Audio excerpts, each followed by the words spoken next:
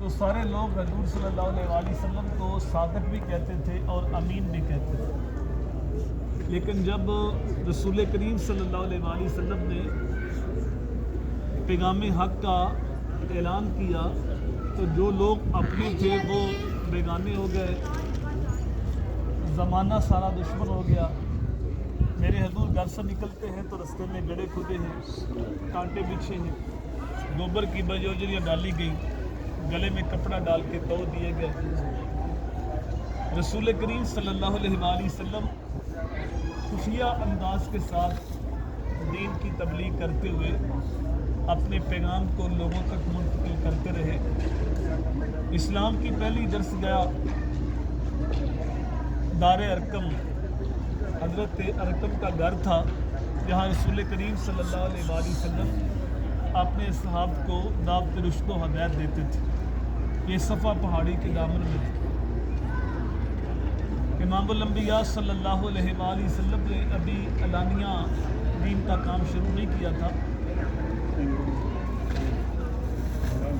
تو رسول کریم صلی اللہ علیہ وسلم کے جان نثار حضور کے غلام، جن میں حضرت بلال حبشی اور دیگر کچھ کمزور صحابہ، جب انہوں نے اسلام کے دامن میں پناہ لی تو بہت ساری مشکلات کا سامنا کرنا پڑا۔ ایک دن حضور صلی اللہ علیہ وسلم عبداللہ بن جدعان کے گھر کے پاس سے گزر رہے تو ابو جہل اپنے چیلوں کے ساتھ آ رہا تھا۔ اس نے حضور کو دیکھ کر آوازیں کسی اور اس نے برا بھلا کہا۔ میرے حضور نے خاموشی اختیار کی اور اس نے حضور کی خاموشی کو حضور کی کمزوری سمجھا۔ اس نے ایک پتھر اٹھایا، حضور صلی اللہ علیہ وسلم کو مارا۔ حضور صلی اللہ علیہ وسلم کا جسم لہو لہان ہوا۔ اللہ کے رسول نے کوئی بات نہیں کی، سین حرم میں آ کے اللہ کے نور اپنی نیاز مندیاں پیش کرنے لگے۔ دو طرح کی روایت ہے۔ ایک روایت تو یہ ہے کہ حضرت امیر حمزہ شکار پہ گئے ہوئے تھے اور واپس جب آئے تو بڑے فاخرانہ انداز کے ساتھ چل رہے تھے اور اپنے ساتھی کو کہہ رہے تھے کہ ایسے شکار نکلا اور میں نے ایسے تیر مارا۔ اور ایک یہ ہے کہ آپ گھر میں پہنچ چکے تو گھر کے اندر آپ کو خبر ہوئی تو دو لونڈیاں آپس میں بات کر رہی تھیں کہ اگر امیر حمزہ کو خبر ہوتی کہ اس کے بھتیجے کو ابو جہل نے مارا ہے تو آج اس کی یہ ٹور کبھی نہ ہوتی۔ تو آپ پیچھے پلٹے، کہا کیا ہوا؟ تو لونڈی نے ساری کہانی کہہ دی۔ تو حضرت امیر حمزہ کے ہاتھ میں کمان تھی تو سیدھا ابو جہل کی مجلس میں پہنچے اور جا کے زوردار کمان اس کے سر پہ ماری، اس کا سر پھاڑ دیا اور کہا تو نے لاوارث سمجھا ہوا ہے محمد کو؟ اگر اس کے والد نہیں تو ہم اس کے چچا تو موجود ہیں۔ اب اس کے جو حواری تھے چیلے چانٹے وہ اٹھ کھڑے ہوئے، لیکن ابو جہل بڑا کاں تھا، وہ جان گیا کہ یہ لومڑیاں شیر کا مقابلہ نہیں کر سکتی، تو اس نے کہا بیٹھو بیٹھو میرے قصور تھا۔ اب حضرت امیر حمزہ حضور صلی اللہ علیہ وسلم کو ڈھونڈتے پھرتے، اب سین حرم میں پہنچے تو حضور صلی اللہ علیہ وسلم اپنے رب کے ساتھ نیاز مندیاں پیش کر رہے تھے۔ انہوں نے جا کے حضور صلی اللہ علیہ وسلم کی بارگاہ میں عرض کی، اے میرے بھتیجے آپ خوش ہو جائیں، میں نے آپ کا بدلہ لے لیا۔ لیکن حضور نے کوئی جواب نہیں دیا۔ حضرت امیر حمزہ نے پھر کہا کہ اے بھتیجے خوش ہو جائیں، میں نے آپ کا بدلہ لے لیا ہے۔ حضور صلی اللہ علیہ وسلم نے فرمایا کہ مجھے کوئی خوشی نہیں۔ تو کیا کہا تھا میاں صاحب نے، کیسی کسے دے کچھ نہیں لگتے تھے، نہ کو سادہ دردی۔ اللہ اکبر، کہا مجھے کوئی خوشی نہیں۔ حضرت امیر حمزہ کے بخت بیدار ہوئے، مقدر اچھے تھے، دل پسیج گیا۔ کہا بھتیجے میں اپنی جان کی ہتھیلی پہ رکھ کے لڑا ہوں اور جو مکے کا سورما ابو جہل کا میں نے سر پھاڑا ہے اور تو کہتا ہے مجھے خوشی کوئی نہیں ہوئی؟ میرے حضور نے فرمایا ہاں واللہ مجھے کوئی خوشی نہیں۔ کہا بھتیجے بتا پھر تو کیسے خوش ہوتا ہے؟ کہا میں تو ایسے خوش ہوتا ہوں کہ جس رب کو میں مانتا ہوں اس رب کا کلمہ تو بھی پڑھ لے۔ مقدر اچھے تھے اسی وقت حضرت امیر حمزہ حضور کی بارگاہ میں عرض کرتے ہیں پھر دیر نہ کرو، مجھے اپنی غلامی کے اندر قبول کر لو۔ اس وقت حضرت امیر حمزہ کلمہ پڑھ کے مسلمان ہو گئے اور حضور صلی اللہ علیہ وسلم کی غلامی اختیار کر لی۔ اور ابھی 40 کا عدد پورا نہیں ہوا تھا، اس کے بعد حضرت عمر فاروق ایمان لائے تو پھر اسلام کو عزت ملی، تقویت ملی۔ اور حضرت امیر حمزہ کے بارے رسول کریم صلی اللہ علیہ وآلہ وسلم فرمایا کرتے تھے کہ میرا چچا خدا کا بھی شیر ہے اور مصطفیٰ کا بھی شیر ہے۔ اور یہاں جو حضور صلی اللہ علیہ وآلہ وسلم کے غلاموں نے مار کا لڑا اور جو مقابلہ کیا، حضرت امیر حمزہ کی بہادری کی مثال نہیں ملتی۔ اصحاب رسول کی نظر میں احد کا دن بڑا مشکل دن تھا۔ حضور صلی اللہ علیہ وآلہ وسلم نے اپنے ماتھے پہ پٹی باندھ رکھی تھی اور حضور صلی اللہ علیہ وآلہ وسلم بار بار پوچھتے تھے ما فعل امی، میرے چچا کے ساتھ کیا ہوا، میرے چچا کا معاملہ کیا ہے، چونکہ حضرت امیر حمزہ کو نہ صرف شہید کیا گیا تھا بلکہ آپ کا مسئلہ کر دیا گیا تھا۔ آپ کے ہونٹ کاٹ دیے، ناک کاٹ دی، کان کاٹ دیے، آنکھوں میں نیزے چبوئے گئے۔ حضور صلی اللہ علیہ وآلہ وسلم وہ دن بڑا پریشان کن تھا حضور کے لیے، اور حضور بار بار پوچھتے تھے میرے چچا کا معاملہ کیا ہے۔ حضرت مولا کائنات عرض کرتے ہیں کہ حضور کی بارگاہ میں عرض کرتے ہیں کہ حضرت امیر حمزہ کو شہید کر دیا گیا ہے، تو حضرت صفیہ حضور صلی اللہ علیہ وآلہ وسلم کی پھپھی جان کفن لے کے حاضر ہوئی۔ اللہ اکبر۔ تو جب جنازہ پڑھا گیا تو حضرت امیر حمزہ کا جنازہ اٹھایا نہیں گیا، باقی اصحاب کو لایا گیا۔ 70 صحابہ شہید ہوئے تھے تو باری باری اصحاب کو لایا گیا، جنازہ پڑھا گیا۔ تو حضور صلی اللہ علیہ وآلہ وسلم نے حضرت امیر حمزہ کے اوپر 70 بار جنازہ پڑھا۔ اللہ اکبر۔ رسول کریم صلی اللہ علیہ وآلہ وسلم پھر آپ کے وصال کے بعد بھی ہر سال یہاں تشریف لاتے تھے اور منبر بچھا کے واعظ کیا کرتے تھے، اور غلاموں کا یہ معمول ہے کہ شہدائے احد کی بارگاہ میں حاضری دیتے ہیں، اور اہل محبت یہ عقیدہ رکھتے ہیں، یہ امان رکھتے ہیں کہ ہمارا اسلام یہ سنتے ہیں، اور جن کی اندر پرواد ہوتی ہے، طاقت ہوتی ہے، وہ ان کا جواب بھی آگے سے سن لیتے ہیں۔ تو آج ہم اسی سنت کو پورا کرتے ہوئے ہم حاضر خدمت ہیں، اور ہم اپنی نیاز مندیاں اللہ کی بارگاہ میں پیش کریں گے اور اپنی جولیاں رحمتوں سے بھریں گے۔ ایک مرتبہ الحمد شریف، 3 مرتبہ کل شریف آگے پیچھے درود پاک پڑھ کے میری ملک کر دے تاکہ اسلام کو صالح صلوات کیا جائے۔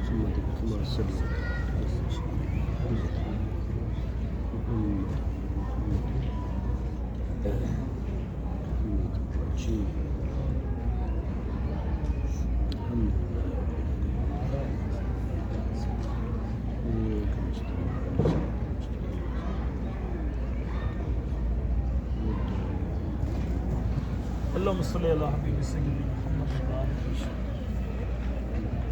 ربنا آتنا في الدنيا حسنة وفي الآخرة حسنة وقنا عذاب النار آمين وقنا عذاب القبر وقنا عذاب المرض وقنا عذاب الحشر وقنا عذاب الموت وقنا عذاب السكرات وقنا عذاب الجهنم وقنا حساب الميزان اللهم إني على ذكرك وشكرك وحسن عبادتك۔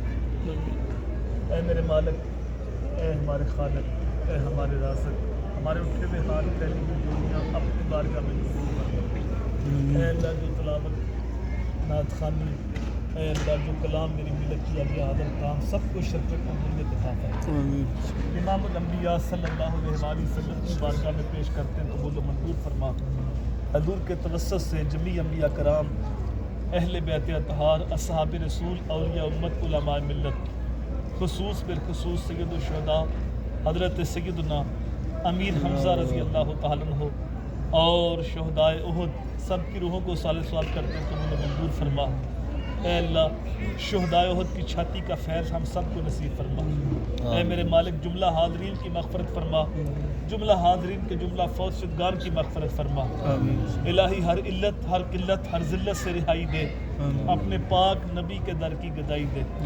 اے اللہ جئیں تو تیرے لیے، مریں تو تیرے دین کے لیے، زندگی کے ہر سانس تک تیرے رسول کے وفادار رہیں۔ اے اللہ جملہ حاضرین کی جولیاں گہر مراد سے بھر دے۔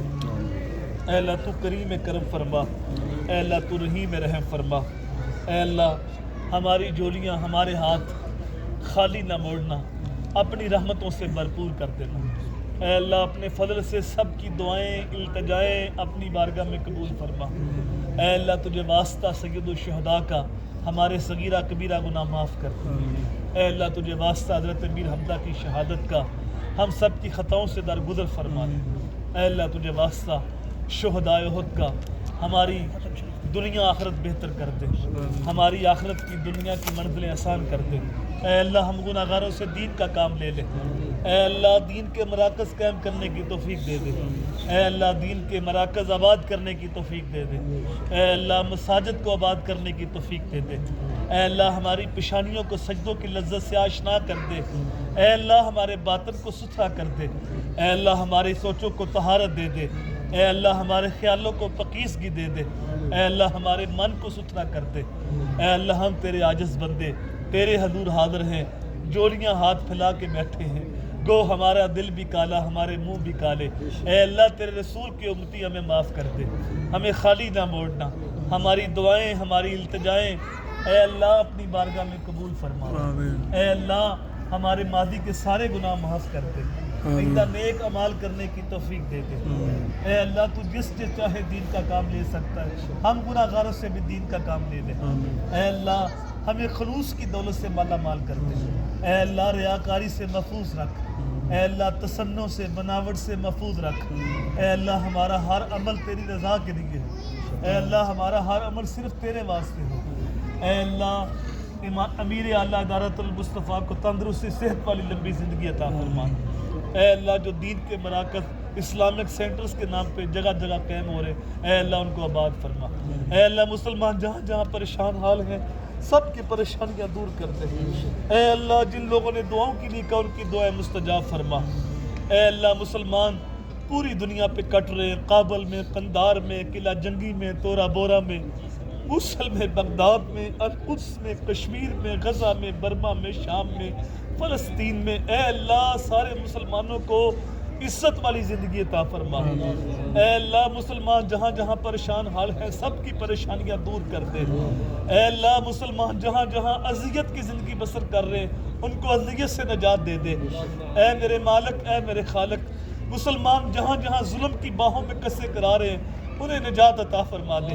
اے اللہ امت کو عروج دے دے۔ اے اللہ امت کو عروج دے دے۔ اے اللہ اسلام کو وقار دے دے۔ اے اللہ بٹکی ہوئی آہوں کو پھر سوئے حرم لے چل، اس شہر کے خوگر کو پھر وسعت صحرا دے۔ میں بلبل نالہ ہوں اس اجڑے گلستان کا، تاثیر کا سائل ہوں محتاج کو داتا دے۔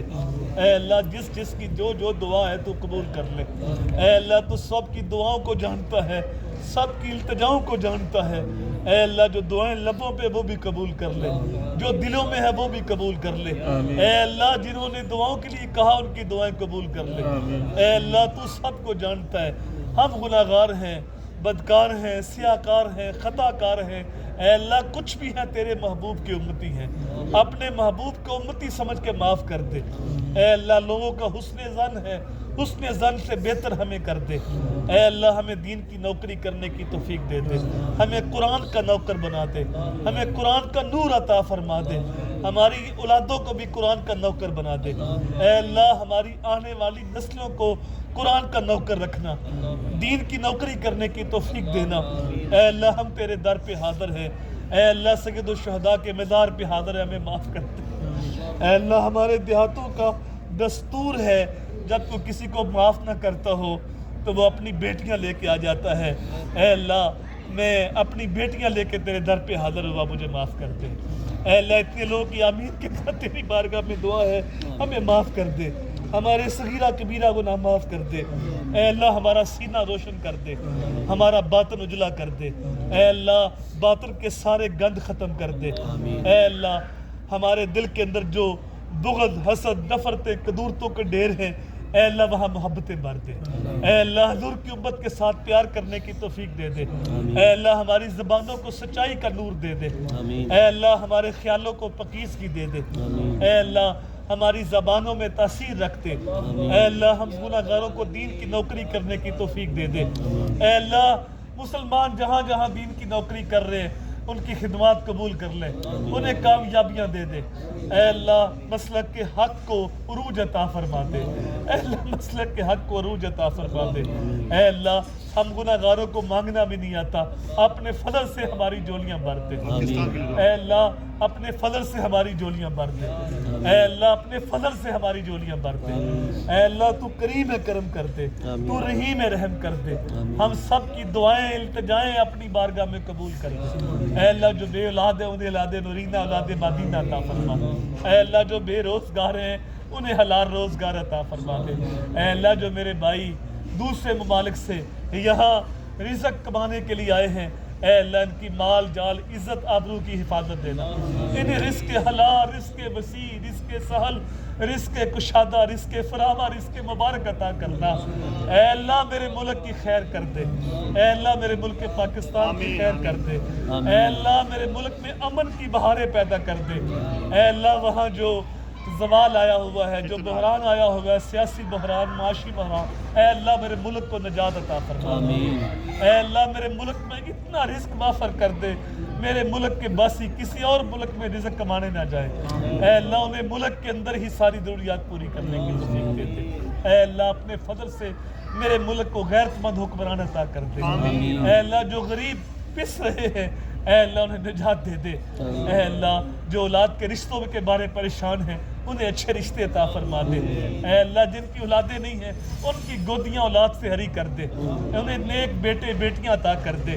اے اللہ کتنے لوگوں نے دعاؤں کے لیے کہا، اے اللہ اتنے لوگ کی آمین کے ساتھ تیری بارگاہ میں دعا ہے، سب کی دعائیں اپنی بارگاہ میں قبول کر لے۔ اے اللہ جو دعائیں لبوں پہ وہ بھی قبول کر لے، جو دلوں میں ہے وہ بھی قبول کر لے۔ اے اللہ ہمیں اپنے سوا کسی اور کا محتاج نہ کرنا، اے اللہ صرف اپنا ہی محتاج رکھنا۔ اے اللہ ہماری جولیاں رحمتوں سے بھر دے، تیرے سوا ہمارا کوئی نہیں۔ اللہم انی اسألک بانک انت اللہ، اللہم انی اسألک بانک انت اللہ۔ اے جلدی مان جانے والے، اے جلدی مان جانے والے رب ہماری خطاؤں کو معاف کر دے۔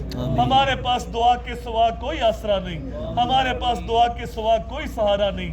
اے اللہ اتنے لوگ کی آمین کے ساتھ تیری بارگاہ میں دعا ہے، ہمیں مستجاب الدعوات بنا دے۔ اے اللہ ہماری دعائیں قبول کر لے، اے اللہ ہم گناہگاروں سے دین کا کام دے لے، اے اللہ قرآن کی نوکری کی توفیق دے دے۔ اے اللہ جو طلباء اسلامک سینٹر میں پڑھ رہے ہیں، اے اللہ انہیں بعمل عالم دین بنانا، انہیں خلوص کے ساتھ دین کی نوکری کرنے کی توفیق دینا۔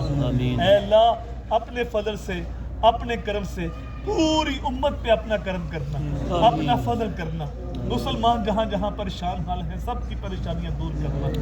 اتنے لوگ کی آمین کے ساتھ تیری بارگاہ میں دعا ہے، تجھے واسطہ سید الشہداء کا فلسطین کے مسلمانوں کو نجات دے دے۔ اے اللہ القدس کو آزادی دے دے، اے اللہ القدس کو آزادی دے دے۔ آمین۔ اے اللہ شریروں کے شر سے مسلمانوں کو محفوظ رکھنا۔ اے اللہ ظالموں کے پنجے توڑ دے۔ پچھلے سال بھی انہوں نے بیت المقدس کے اوپر گولیاں برسائی، اس سال بھی تراویحاں پڑھتے مسلمانوں کے اوپر گولیاں برسائی۔ اے اللہ کمزوروں کو طاقتور کر دے، اور یہ جو ظالم ہیں ان کو کیفر کردار تک پہنچا دے۔ اے اللہ امت کو عروج دے دے، امت کو طاقت دے دے۔ اے اللہ مسلمانوں کو وقار دے دے۔ اے اللہ قوم مسلم کی اگر کی تو نے دل جوئی نہیں، تانا دیں گے بت کے مسلم کا خدا کوئی نہیں۔ اے اللہ اپنے فضل سے مسلمانوں کی خیر فرما، مسلمان جہاں جہاں پریشان حال ہیں سب کی پریشانیاں دور کر دے، سب کی دعائیں التجائیں اپنی بارگاہ میں قبول کر۔ اے اللہ جو مانگ سکے وہ بھی عطا کر دے، جو نہیں مانگ سکے وہ بھی عطا کر دے۔ اے اللہ اچانک موت سے ہمیں محفوظ فرمانا، اے اللہ ناحق موت سے ہمیں محفوظ فرمانا، اے اللہ ہمارا خاتمہ ایمان پہ فرمانا، حق کی موت عطا فرمانا۔ اے اللہ جس کی جو دعا ہے حاضرین کی سب کی دعائیں قبول کر لے۔ صلی اللہ تعالی علی رسول خیر خلقہ محمد و آلہ وصحبہ وسلم۔